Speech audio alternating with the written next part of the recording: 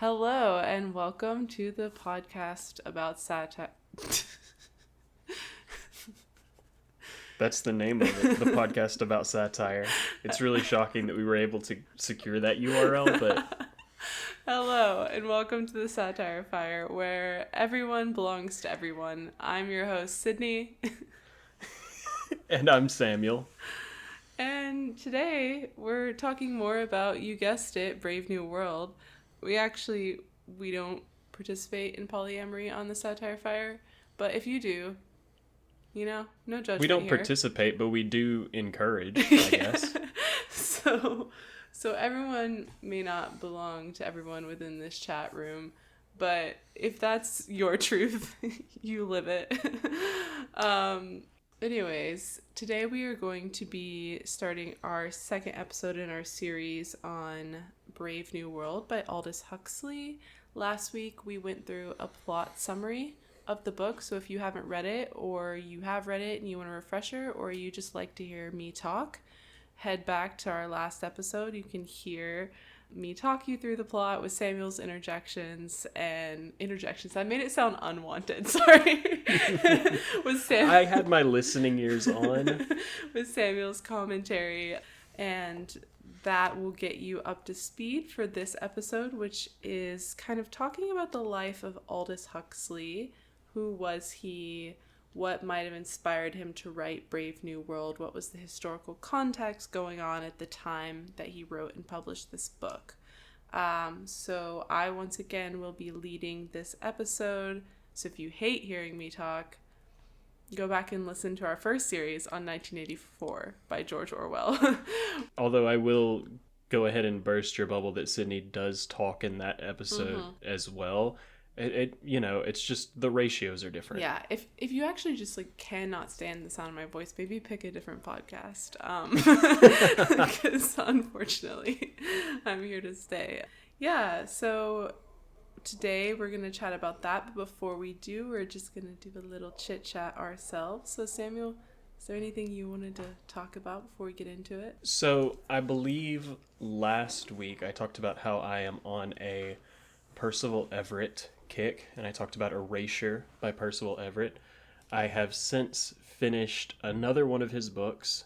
It is Dr. No, which I believe is the book that, if I'm remembering correctly, came out between The Trees and James, his most recent book. Did you finish this book since we last recorded? No. Oh, okay. I was like, we're recording these episodes back to back, one day into the next day, and I was like, whoa, okay. I do read quick, but not that quick. But this is a book about a man who is a mathematician, and his area of expertise is nothing. Not zero, but the concept of nothing. And he has had his services hired by a multi-billionaire who wants to be a James Bond villain, who believes that there is a store of nothing inside of Fort Knox, the U.S. gold reserve. And so he would like to steal the nothing and use it as a super weapon, because by using nothing, you can not only destroy towns and people and stuff like that, but you can prevent them from ever having existed because they are now nothing. I really loved this book. It is absolutely the most Kurt Vonnegut book I have read that was not a Kurt Vonnegut book. If the description alone doesn't really tip you off to it, it's very much a Kurt Vonnegut style plot. And then it is incredibly funny. I highly recommend, if any of that sounded interesting to you, go and give it a shot. It is a little bit slow in the beginning, and then it slowly ramps up the humor and the absurdity until it kind of crescendos at the end with all of these pieces fitting together. I don't want to give it away, but the ending really had me laughing out loud. It was great. So Highly recommend Percival Everett, and if you've not given it a shot yet, because I think that it's the least popular of his three most recent books, or at least it's the one that I've heard the least amount of people talking about. You should give it a shot. Like I said, if you like Kurt Vonnegut, this is the most Kurt Vonnegut a book can be without being written by Kurt Vonnegut. That sounds really good. I've not read it, but sounds good. Put it on my list. We'll put it on our list also. Yeah, we should cover it on the podcast at some point. It's really funny. There's just too many books. Like, I feel that since we've started this podcast, every single week I encounter a new satirical book that I'm like, oh, we should cover that. And I'm like, we'll never... The Satire Fire forever, because we'll never read them all. Yeah, we've really chosen a Sisyphean journey here of trying to push this boulder up a hill that is ever changing and ever growing. Once again, I'm not going to talk about books I'm reading because this has been a very chaotic week in the life of Sydney, and I won't bore you with the details, Satire Fire listeners, but I did want to talk about this wine that I tried.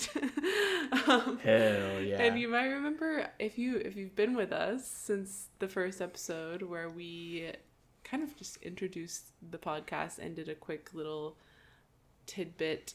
That's not it.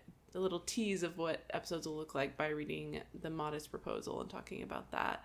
I did talk about how much I like wine, and that remains consistent in my life, and hopefully continues to remain consistent. I do know that some people, as they get older, start getting headaches from drinking wine.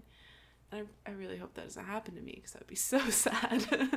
But I tried this wine on a night ago, last night, and it was, I'm gonna butcher the name, and I've had this kind of wine before, but it's Tempranillo, or that might be how you pronounce it, but it's a Spanish wine, and I've had that kind of wine before, but the one that I tried, I kid you not, it was the smoothest wine I've ever drank. It's a red wine. It's grown in Spain, obviously. The grapes are grown in Spain, and they're grown in like a rocky climate, like slate.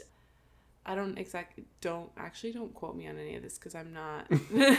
But I was reading on the bottle, and it was talking about like the climate in the area of Spain that this specific bottle of wine came from. Anyways, it was so smooth. It was a little sweet, but a little bitter and dry. Like, it had just the perfect mix. I love a balance. I don't like something too sweet, but I also don't want it to be too dry. And it was just so drinkable. Like, I felt like I could have just drank the whole bottle. I didn't, just had 2 glasses, but it was so good. And I got to try it because my partner's family gets a wine subscription box, and so they get boxes of wine, and then they kind of rate how they felt about it, which ones they liked, which ones they didn't, and it kind of evolves with your taste. And so they send them wine that matches their taste. And so I tried this one and I loved it, and I'm sure it's probably kind of expensive, so I probably won't be purchasing it anytime soon for myself. But I loved it. So Hell yeah. You might have had an incredible experience with a book this week, but I had an incredible experience with a glass of wine. And after the week I'd had, I was like, this is exactly what I needed. Nice. I'm glad for that. Another thing I wanted to talk about today, and maybe listeners, if you're out there, you can give us your thoughts, but I was thinking that I should tell you what our next book is going to be, and I think we should start doing a better job maybe of, at the start of one series, saying what the next book in the series is going to be. Okay, yeah. So that people can read ahead of the episodes if they'd like. I just threw this on Samuel. I actually didn't talk about this with him before at all. So You're getting to see the sausage get made here. Yeah, but I would love it. Like, people listening, you can kind of give your thoughts on, when do you want to know about the next book in the series? Do you want to know at the start?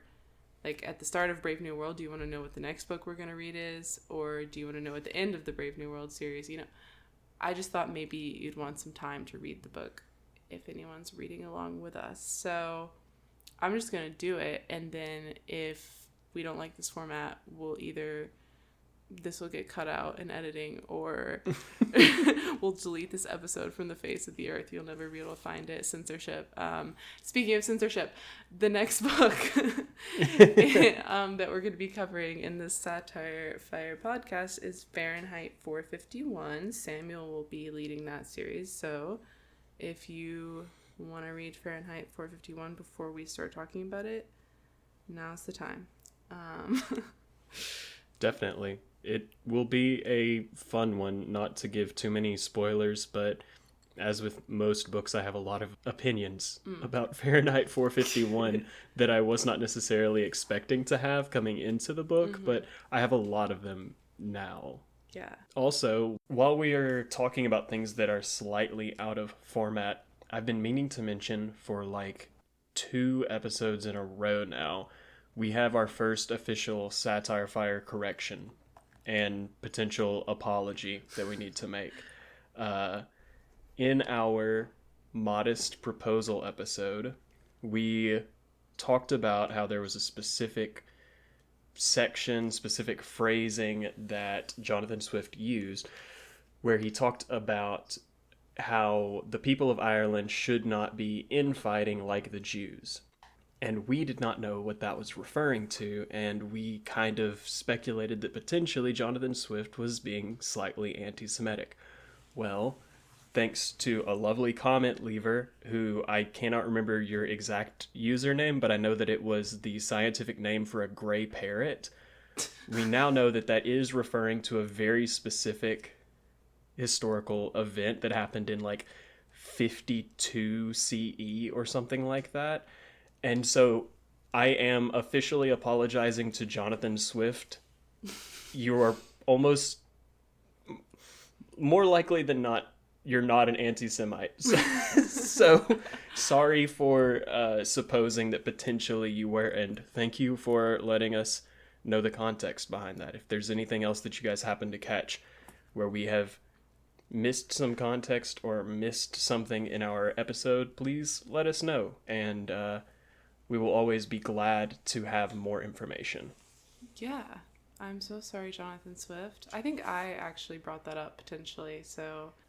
But I do really appreciate the listener and comment leaver for that context, because I am just a girl, and Samuel is just... How would you like to identify yourself? Well, I wouldn't say just a guy, but I am a guy. Yeah. But no, we do our best in preparation for these episodes, but obviously we're going to miss things sometimes, and contrary to what you might think, because I sound so smart, I don't know everything. So I really appreciate people holding us accountable and giving us information that we didn't have before. Definitely. Okay, and with that, I think we will go into talking about the life and lies of Aldous Huxley. Let's get right into it. Aldous Huxley was born in Surrey, England in 1894. He was born to either Leonard or Leonard, I'm not really sure. I think it can be pronounced either way, Huxley and Julia Arnold. His parents were upper middle class, so his father was the editor of Cornhill magazine. I did a little bit of research into what that magazine was, and it was a very prestigious, like, Victorian magazine and literary journal. It kind of seems like modern-day New Yorker, but in Victorian England. I'm not quite sure. It's maybe a bit more upper society than the New Yorker, but like more literary content. And his mother founded Prior's Field, which is a girls' boarding school in Surrey, and she was also the niece of the poet and essayist Matthew Arnold. His grandfather was T.H. Huxley, who was a biologist and anthropologist, and also a Darwin fanatic. Like, he was a Darwin evolutionary truther, and he discovered the phylogenetic relation of birds to dinosaurs.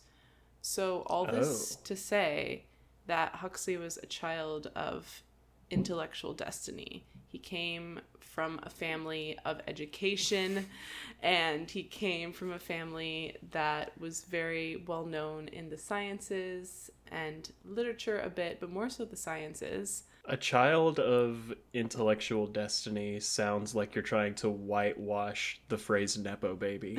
He was a Nepo baby. Yeah. I came up with that phrase. Thank you.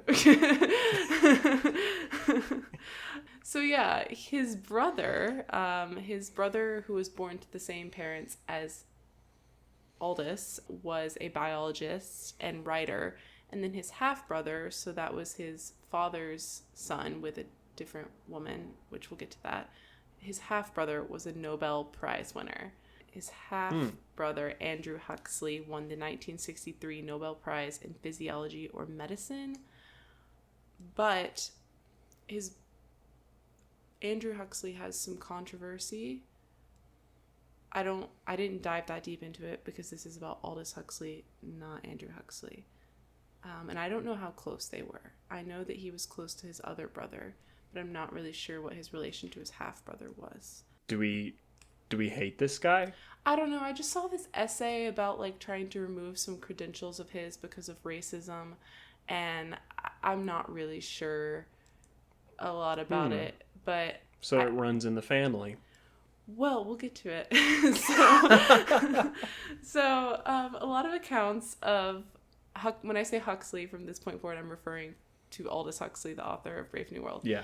A lot of accounts of his childhood just talk about how he was this incredibly large baby with a giant head, and I just think that's very funny. I don't really know why that's relevant, but it says that he could not walk until he was 2 because he was apt to topple over, and that sounds like myth building to me, but I don't know. So that's the main thing we know about his childhood, is that he was huge. But specifically his head. His head, because he's so smart, so intellectual. He grew to be 6'4". Jesus. So he was very tall. What was he writing for? The Lakers need a center. And he was described as a very curious and contemplative child, but like I read this one thing that said he would just like stare off into the distance as a child, and I'm like, that sounds kind of creepy to me, honestly. But he was also grumbly, so he complained a lot, I think, and he was interested in drawing, so he drew a lot. So that's kind of what we know about his childhood. As a youngin', he went to Hillside School, which it took a bit of digging to learn about this school because it's no longer in existence, but it was a boys' preparatory school, but also a boarding school, I think, and mixed accounts, but I believe he was taught by his mother at that school for at least some time. So we do know his mom founded that girls' boarding school, and I think taught at his school, but I'm unsure about that. My most reliable source that like point blank said that was Wikipedia. So, okay. But he was at that school until 1908 when his mother died. He was 14 years old. She had cancer and she was in declining health for some time. So she passed away when he was 14, and he transferred to Eton College, which is a boarding school that George Orwell also went to, if you remember from that historical context episode. Mm-hmm. His father remarried, and that is when his half-brother was born. So that's another reason why I don't really know how close they were, because Huxley was a teenager at this point. Yeah. Yeah. And so during his time at Eton, like many members of his family, he became very intrigued by the sciences, and he set his sights on becoming a doctor. But I also read that his fascination with science was often very surface level.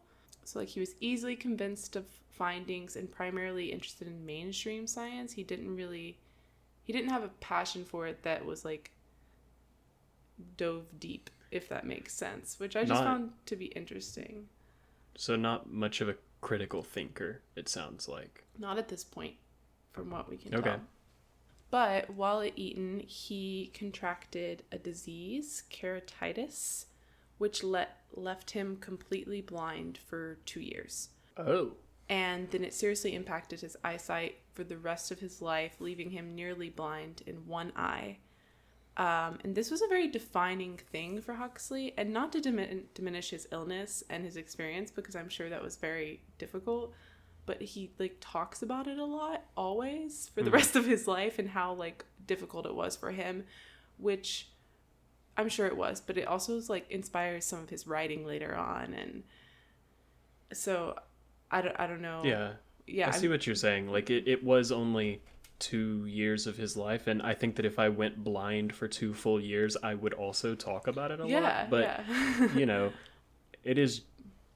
He got his eyesight back mostly. Well, yeah, he had very seriously impaired vision to the point that like he couldn't really drive. Like there were definitely some things he couldn't do, but he did. So that was something that happened, but it definitely ruined his dream of becoming a doctor, and so he could no longer pursue medicine, is what he said. And he also made this comment, and I should have written it down, but he wrote somewhere in an essay or something that this disease, like contracting this disease and losing his vision, prevented him from becoming a distinguished member of like intellectual society or something like that. Like essentially saying it prevented his schooling from going as far as it could have. I don't really know. Weirdly ableist. And so he doesn't become a doctor. I really don't know to what extent he struggled with this. I do know it impacted him for the rest of his life, and it is something that comes up a lot when you're reading about him. But for whatever reason, he said, I can't be a doctor anymore. I guess maybe because you need to be able to see well. But not all doctors are doing surgery, so I'm not really sure. But his fascination with education, not fascination, his drive for education did not go away. And so once he graduated from Eton, he turned to literature. And in 1913, he started at Balliol. I might pronounce that the wrong way. Balliol College in Oxford. So not Oxford University, just in Oxford. And he got his undergraduate degree in literature. In 1916, so that's 3 years after he started his undergraduate education, he volunteered for the British Army during World War I, but he was rejected because of his eyesight. Makes sense. And so instead, he ended up working in a government office that specialized, I don't know what this means. I mean, I do, but like I don't really know what he did there, in war air ministry. So planes and stuff. Yeah. For the war. I'm not really sure like what a college student was contributing to this government office. Like he might have just been like sorting things and doing very like basic tasks, but that was kind of his first and only involvement with war and military, and that was very important because he never again tries to be involved with those things. Okay. Interesting. He also briefly edited the Oxford Poetry magazine. So at this point, you know, he's getting his degree, he's volunteering at a government office during World War I, and he's doing some editing, doing some writing, and developing a love for literature. So then he graduates, and he's unemployed and financially dependent on his father. This has been so weirdly running parallel to George Orwell's own experience so far. This is really interesting. They diverge in views, though. But yeah. But yeah, so he's dependent on his father for a while, but he doesn't like that. He doesn't want to be dependent on his father. So he eventually takes a job teaching French at Eton College. And it's while he's at Eton College that he is the teacher of George Orwell, who at that time was known as Arthur Blair. We know this guy. And so he taught George Orwell, but Huxley was actually only a teacher for a year at Eton and was regarded to be pretty bad at the job. He apparently could not keep order in his class and wasn't very good at it, but George Orwell did respect him and did think that he was very impressive in the way he spoke. Like, he had a good command of the English-French language.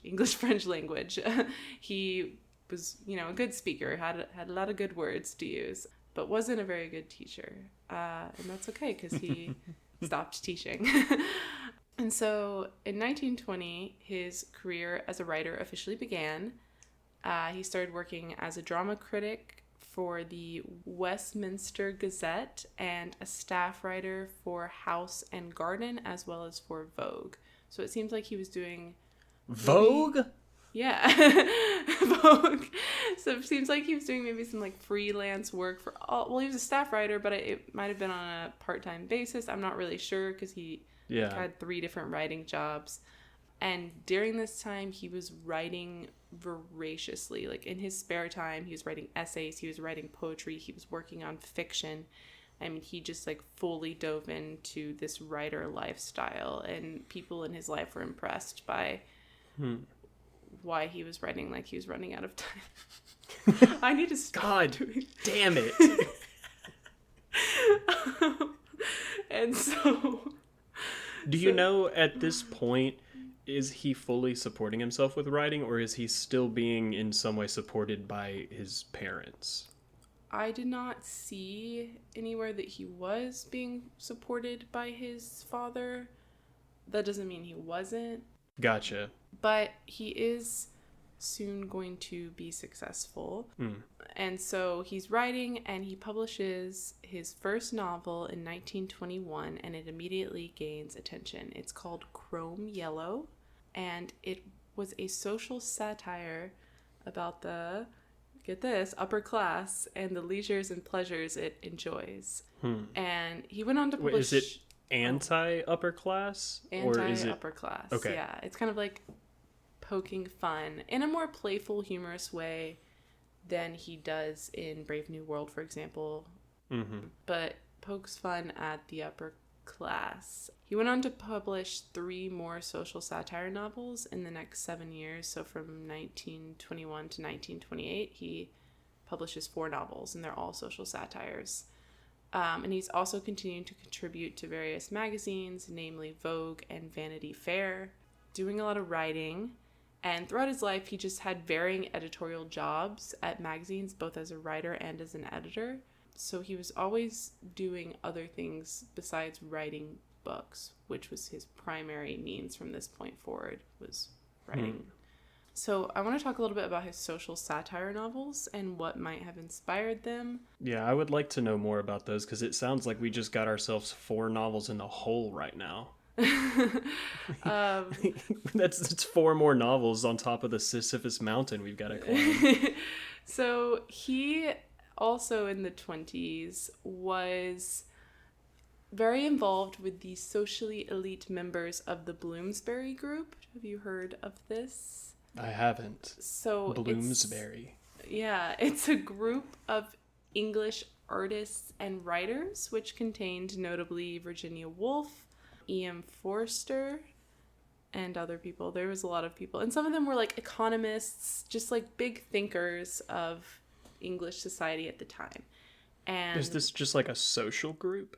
It seems so. It's a social group of people. They get together, they have parties. And specifically, there was a house, and I forgot the name of it. I didn't write it down because I honestly didn't think it was that relevant. But it's just like a mansion that was owned by a woman who was she was a socialite. She was very invested in this group of people, and they would have parties at her house, and he would attend them. And he wasn't formally a member of the group, and I don't know what membership entailed. He's kind of seen as adjacent to it, like he would go, but he wasn't like one of the prime people in this group of artists and writers and big thinkers. And so he would go to these parties and engage with these people. And I don't want to spend too much time on Chrome Yellow, but it definitely is seen to be inspired by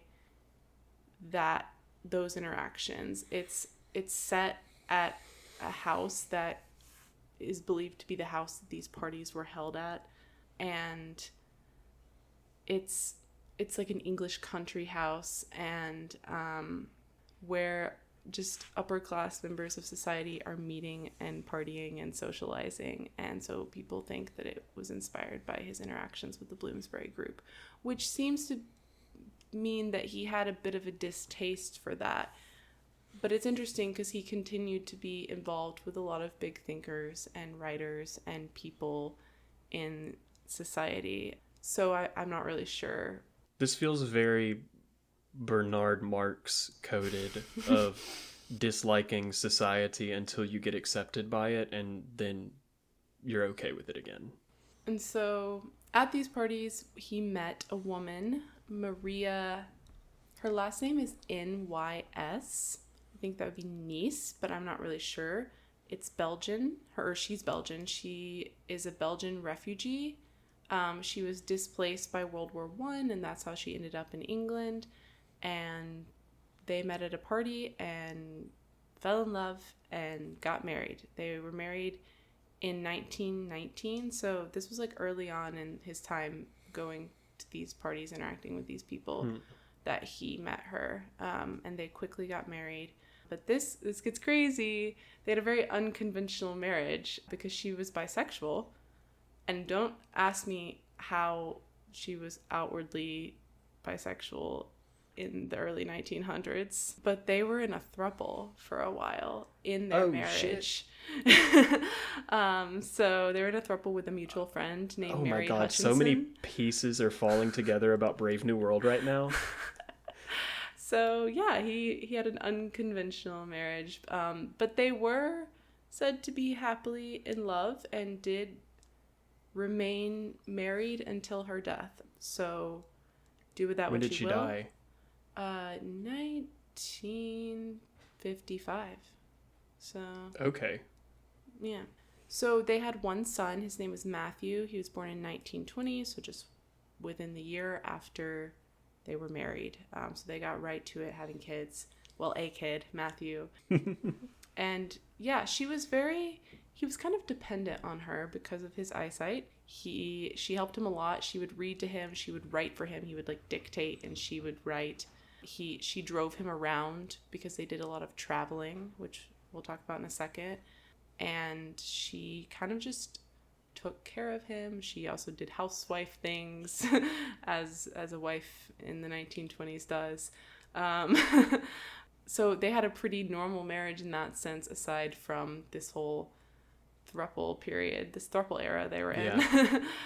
So in the 20s, like when they were married, and into the 30s as well for a bit, Huxley, Maria, and their son Matthew lived part-time in England, part-time in Italy, and then part-time just traveling all throughout Europe. So they did a lot of traveling, seemingly for just the reason of he was very interested in everything and interested in the world and interested in other cultures and interested in other experiences. And so they traveled, and he published a series of travel essays actually called Along the Road. And what I find when I look up Along the Road is that notably we learn that he always carried a copy of the Encyclopedia Britannica with him. And he says Jesus. He says that you're paying a lot for a carry-on for that. He says that he talks about how like travelers often overpack, and specifically intellectuals often overpack because they want to bring so many books with them. And he's like, the only book you need is the Encyclopedia Britannica. So he brings that along with him everywhere they go. I think this guy would suck at parties. I can't imagine having a conversation with a guy who's like, oh, yeah, I only take one book when I travel. The encyclopedia. God, I don't think that I have anything else to say to him. Yeah, and so he publishes these essays, and he also makes some notable friends during this time period of his life. D.H. Lawrence, okay, the author, as well as F. Matthias Alexander. Do you know? I am less familiar with that name. So Frederick Matthias Alexander was an Australian actor and author, and he's known for developing this technique. And so it's called the Alexander technique, and it's like a process for recognizing and overcoming reactive, habitual limitations in movement and thinking. And that these two people were inspirations to Huxley in the way that he thought, and the way that he approached the world, and the way that he began to write. And so, like I said, at this point, by 1928, he had published 4 novels, all social satires, and it wasn't until 1932 that he published his 5th novel, Brave New World.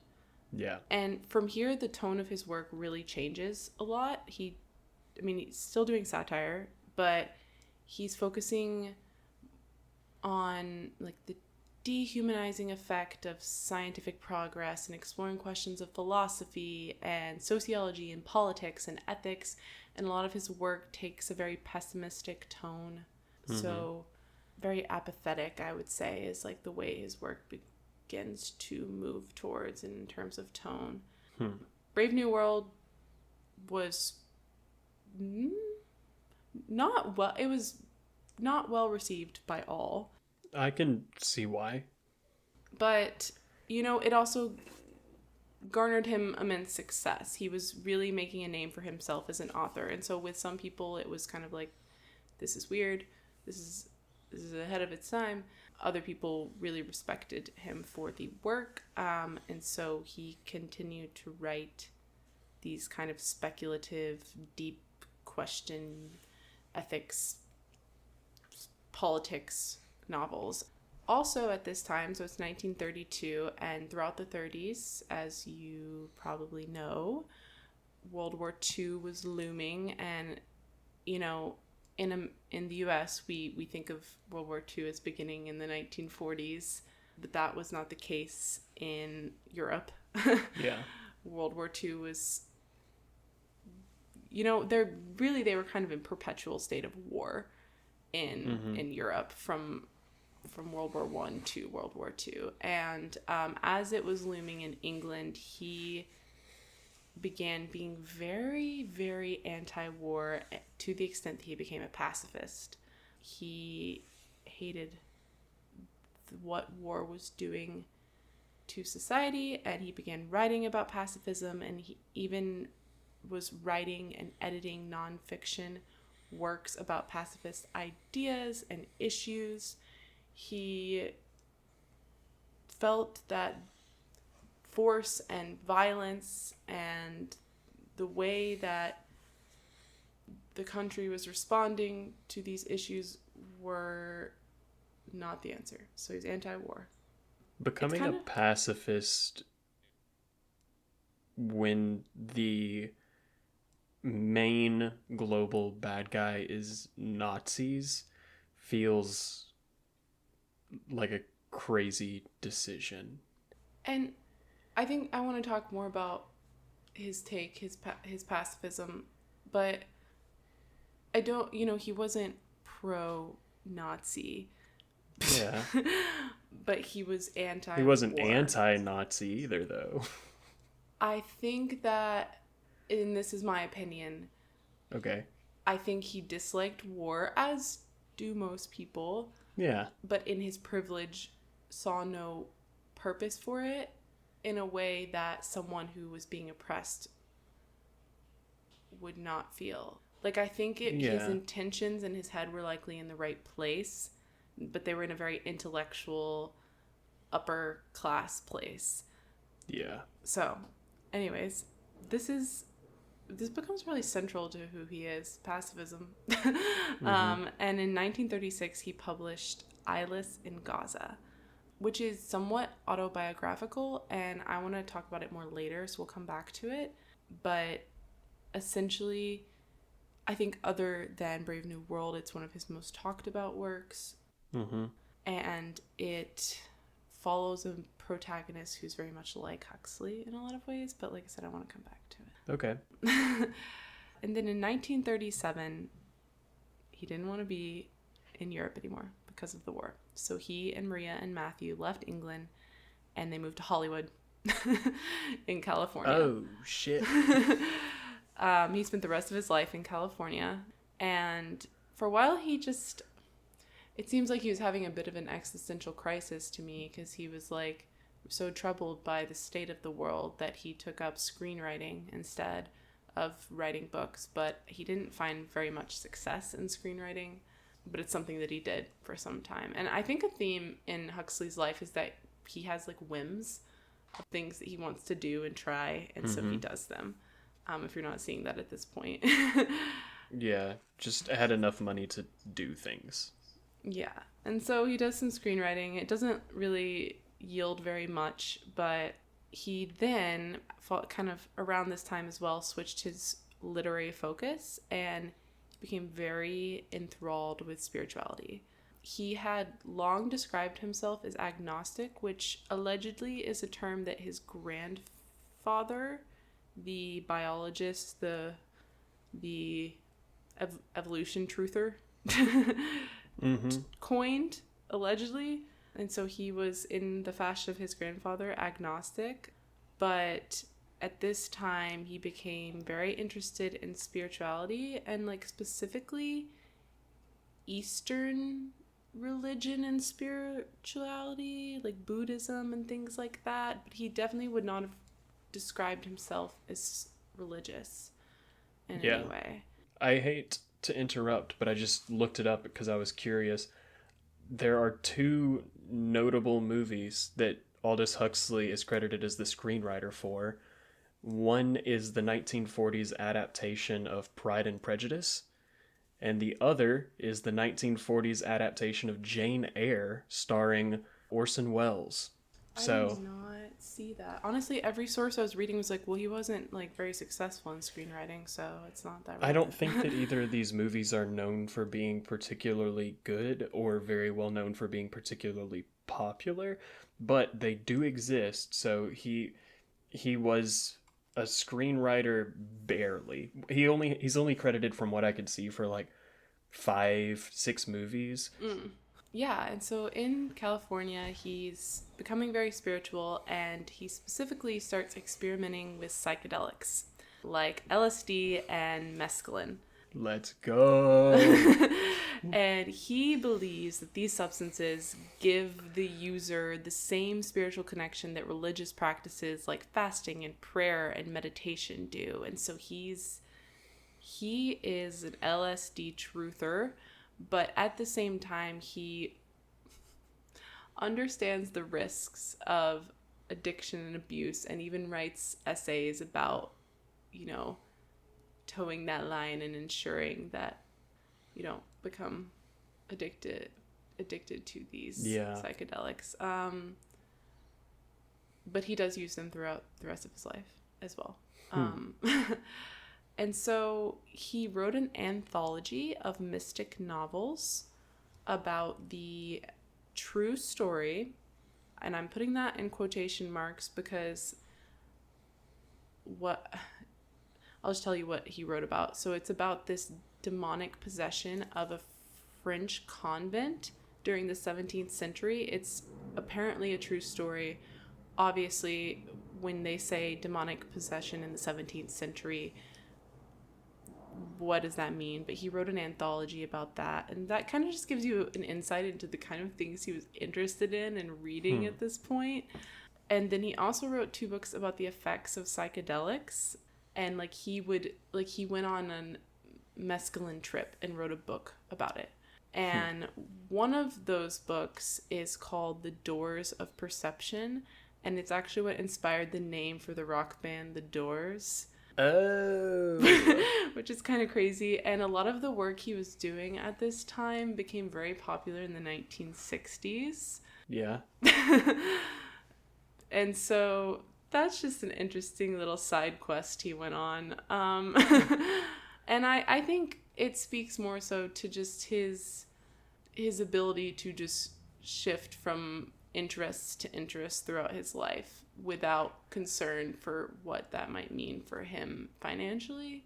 Yeah, I mean, I feel like if you had told me after reading Brave New World that the author would later go on to become a proponent for psychedelic drugs, I would not have believed you.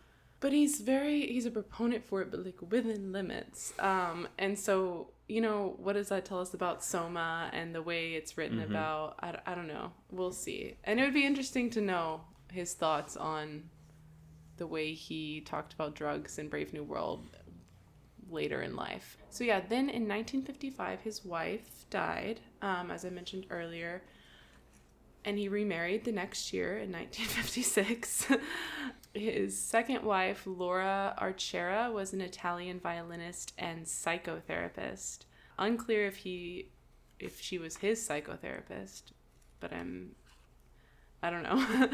I'm not really sure how they met. But she was married to him until he died. So those were his two wives, and he was married for most of his life. In 1960, he was diagnosed with oral cancer. His health began to decline, and by the time he passed away, he could no longer speak. But he still was working at this point, and he wrote until the month before he died. Like, he published his last essay in the month before he died. But his last novel was published in 1962. It's called Island, and it's really interesting because it kind of like, it's similar to Brave New World in that it's a utopia or dystopia where drugs are central to the culture, but in this utopia, psychedelics are central to the culture and the world, but it's set on an island. And I don't know, I don't know a lot about the book. I didn't do a ton of research into it, other than just that it was his last novel, but it feels a little bit like he came full circle from Brave New World, but imposing his newer ideas and life experiences into this novel.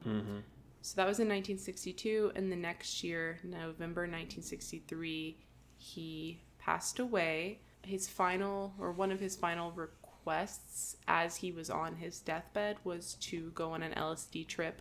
So his wife gave him 2 doses of LSD, one and then one later. And so he died while on a trip.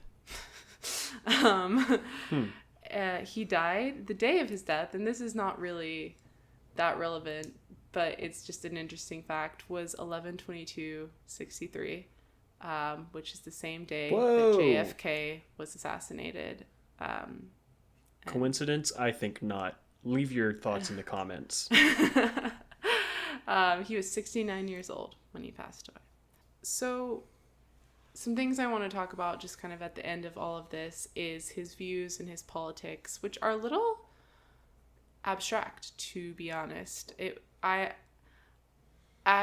you couldn't tell from our summary episode of Brave New World, there's some very gross language in the novel, and the way it talks about Indigenous people specifically, and also people of color in general, is not great. And I, after reading that, really wanted to do some digging to try to figure out, like, is this guy racist? And honestly, I didn't get a definitive answer.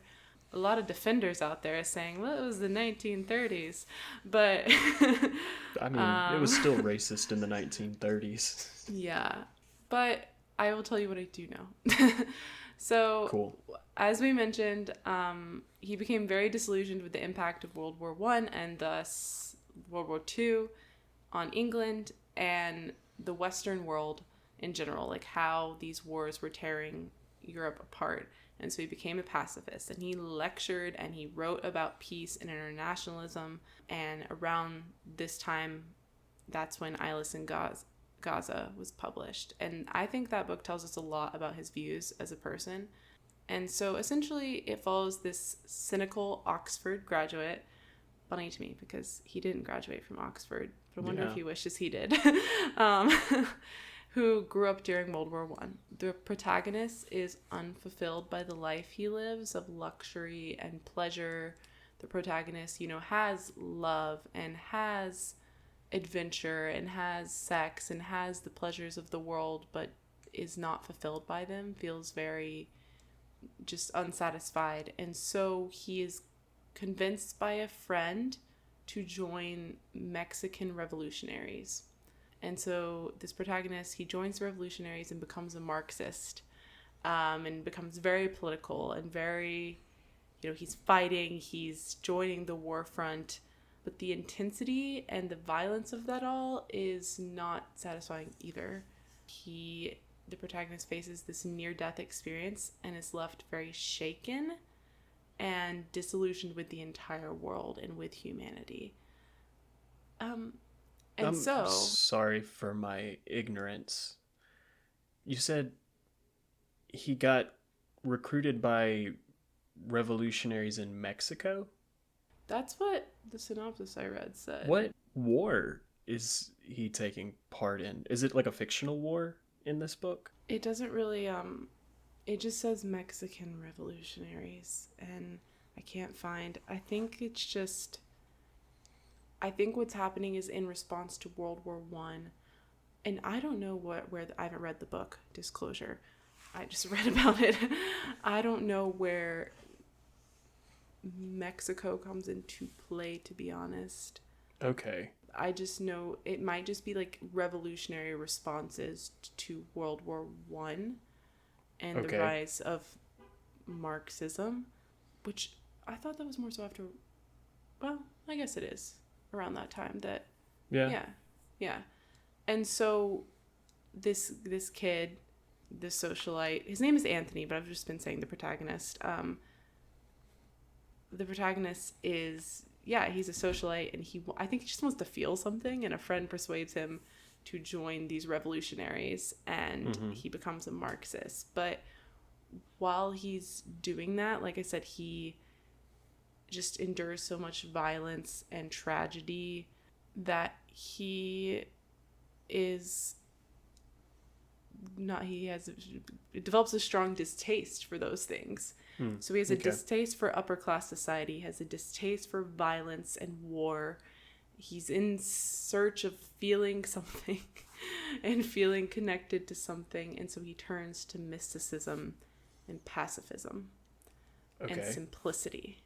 And so that's the meaning of life for this protagonist later, is just the complexity of the world is too much, and it's not satisfying, so he turns to spirituality for satisfaction.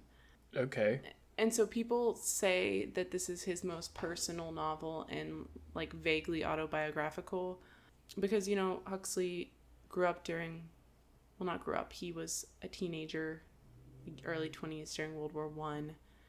He did consider joining the war, became a pacifist, had somewhat of a distaste for upper class society, and later became very spiritual, mystical. Where does the name of the book come from? It's a biblical reference. Okay. Yeah. It's so in the Bible, Samson was captured by the Philistines, and his eyes were burned out, and he was taken to Gaza. Samson. Yeah. So Gaza is not actually in this book. It's just a reference. I was like, we're in Mexico, we're in Europe. Like, what does Gaza have to do with this? Yeah, maybe I should have led with it's a biblical reference. I was confused by that too, actually, at first, and then I looked up why it was named that. So I just think that book tells us a lot about Huxley. And you know what? I think that he thought that his views were right and good. Well, I think everybody does. But I think he also had the privilege to have the views he had. Yeah. He was very... I have, I guess, one more big thing. He was very concerned about the future. And the way the world was headed. And in 1958, he gave an interview where he outlined some of his major concerns about the world. And those were overpopulation, social hierarchy, the existence of social hierarchy, the use of technology in society to persuade people, so propaganda, and power-oriented politics. Okay. I think he leaned towards, pacifism, simplicity, spirituality, which is lovely for him. Yeah. Yeah, I mean, most of those they feel at least somewhat valid. I will say that it always sends up red flags for me when somebody makes complaints about world overpopulation. I think he was a very intelligent man with privilege, and he thought his heart was in the right place, but I think he never got past his privilege. Yeah. At any point in his life.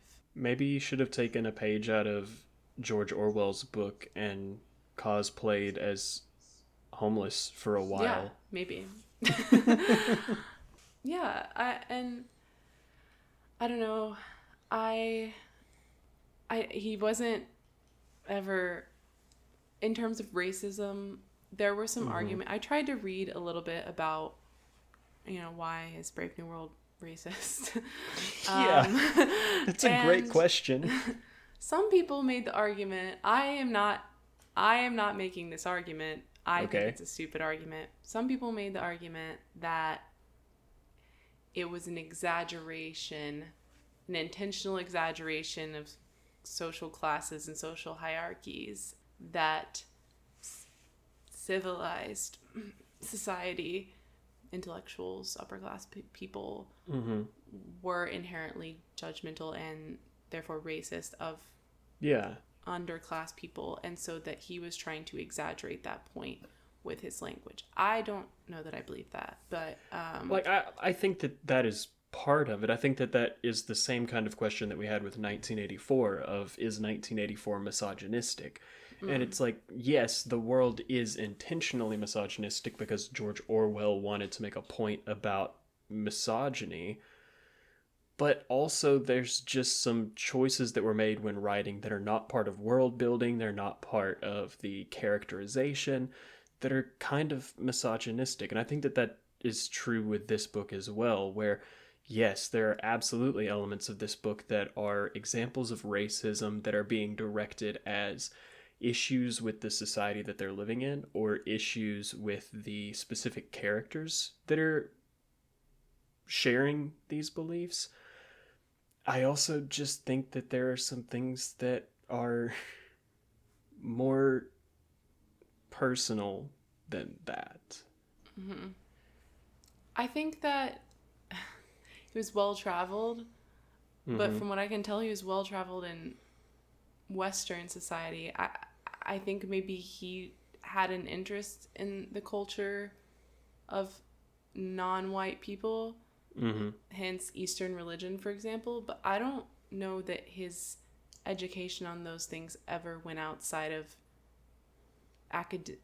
purely academic intellectual education, reading books. I think whether it's ethical or not, George Orwell actually did spend time with with the people that he was writing about. And I don't know how much of that Aldous Huxley did.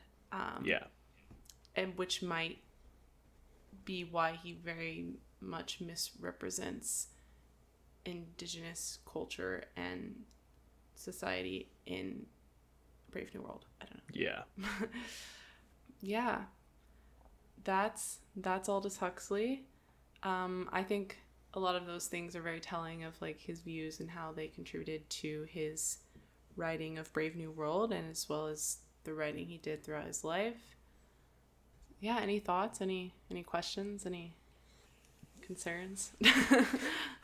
I don't think so. I feel like it went kind of how I expected it to go. There were obviously some specifics that were surprising to me, but it is in no way surprising to me that he is a academic from a upper middle class background. That felt like the way that this was always going to shake out. Yeah.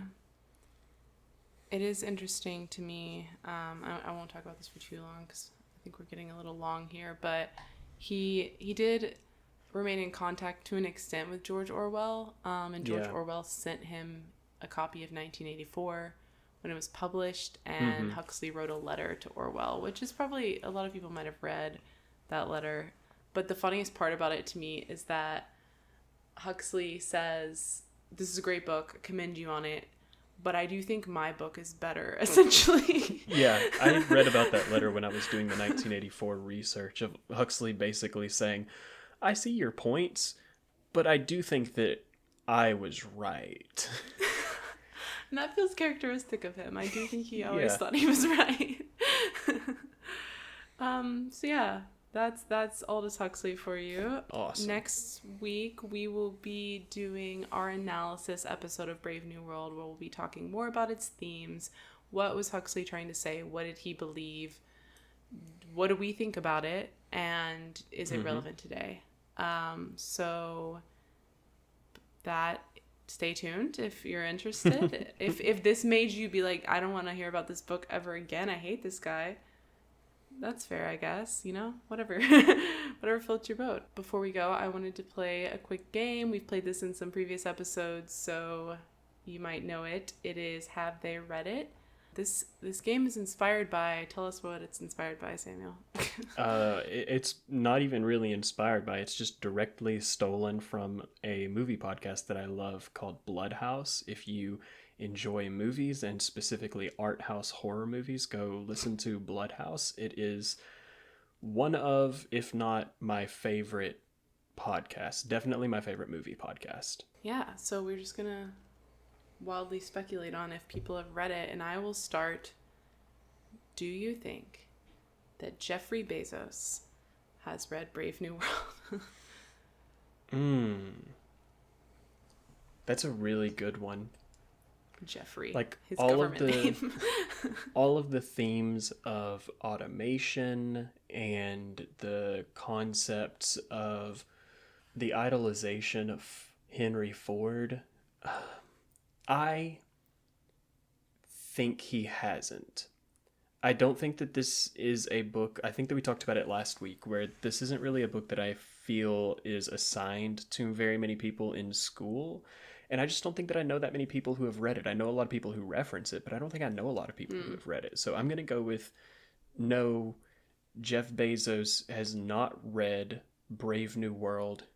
But I think that if he did, he would like it for the wrong reasons.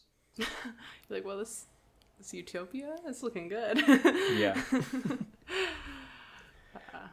All right, I will go. Do you believe? You'll have to stop me if we've used this person before. I don't think that we have, but we very well could have in 1984. Do you think Charlie XCX has read Brave New World?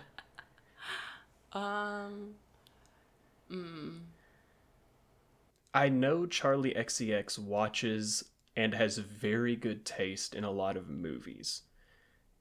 Like that's the bulk of what I know about Charlie XCX's like media consumption, is that I know that she has very good taste in movies.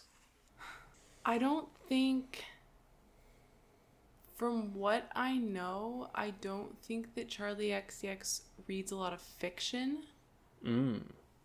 Because I think there was an interview or something, she reads David Sedaris. But no, I don't think so. But not because I think she doesn't read or isn't like smart enough to read it or anything like that. It's more so I don't know, it doesn't seem like her. It'd be a waste of her time. A waste of her time. And Charlie, if you're listening, first of all, I'm obsessed with you. Second of all, don't read it. It's okay. You don't have to, girl. Let's see. Do you think that... I really feel like I should do research and like ask you about an artist that I know you really like, that I don't know. That's what I should have done to prepare for this. Actually, do you think that Harper Lee read Brave New World?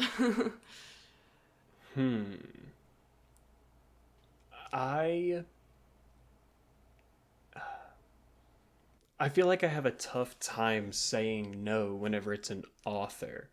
I feel like my base assumption, particularly if it's a book that I've heard of before, I just kind of assume that every author has read it. So I don't know if I think Harper Lee's a better writer than Aldous Huxley, so I don't know if she would have enjoyed it, but I think she would have read it. Yeah, maybe, since it's like his most notable work. I was just thinking that Harper Lee, which I know that there are critiques on To Kill a Mockingbird of white saviorism, but Harper Lee was strongly anti-racist as well.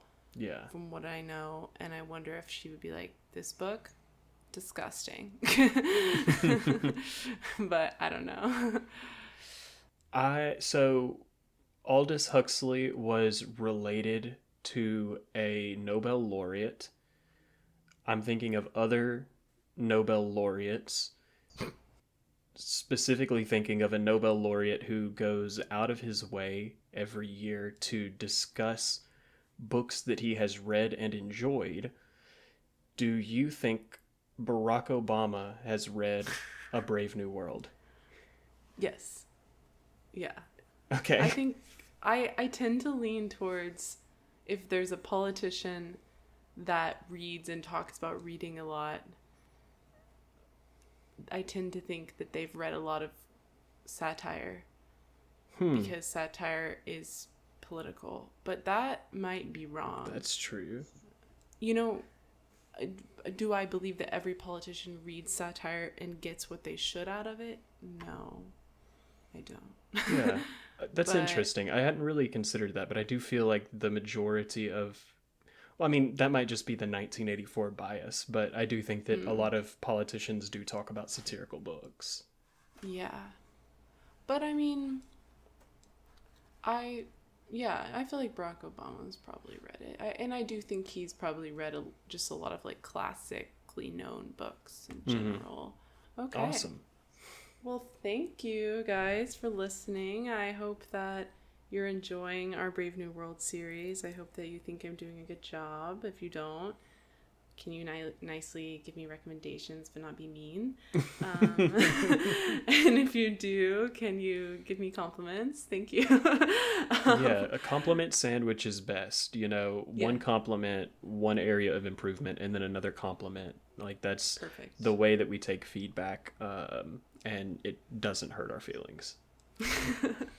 I'm just going to take you through the footnotes real quick. If you are interested in following us on social media, engaging with us, asking us questions, comments, finding out about what's going on in the world of the Satire Fire, you can find us on Instagram at the Satire Fire Pod.